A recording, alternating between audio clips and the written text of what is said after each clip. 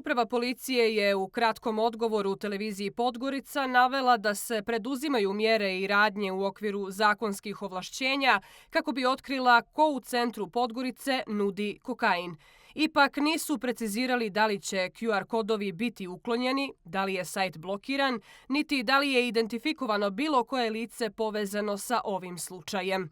Advokatica dr. Nina Radulović za televiziju Podgorice je istakla da sumnja u kapacitet digitalne forenzike za rješavanje ovog slučaja.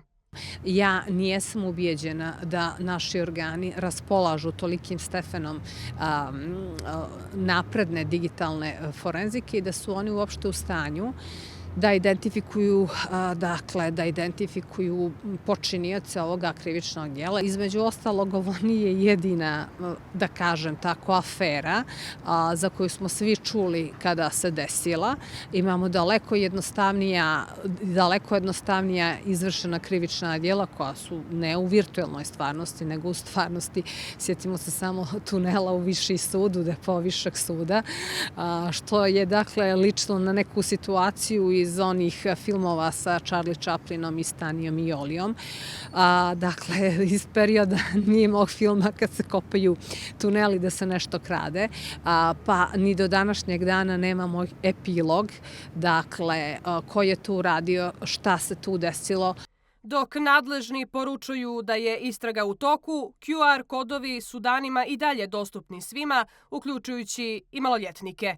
Boban Sekulić iz nevladine organizacije CAZAS je kazao da je brzina reakcije ključna jer svaki dan bez konkretnih mjera znači nove potencijalne korisnike i nove zavisnike.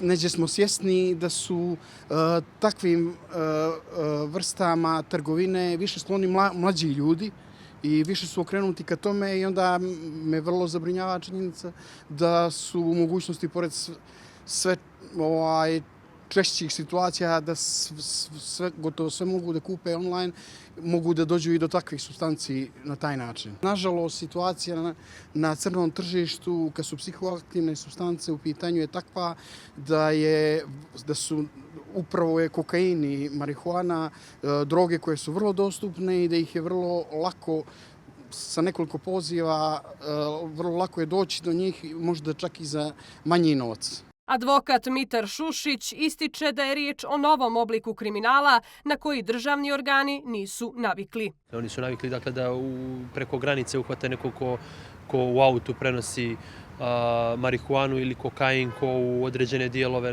ne znam, garderobe ili prevoznih sredstava pravi te bunkere za prenošenje, ali sa ovim se nisu očigledno suočavali, makar nismo do sad imali u javnosti neku predočenu optužnicu, predočenu istragu protiv lica koja na ovaj način rasturaju narkotike, a čini mi se da je ovo mnogo opasniji način i mnogo dostupniji široj populaciji građana, djeci, tako da je zaista jedna veoma opasna društvena pojava prije svega, a nakon toga jedno potpuno zaokruženo krivično djelo.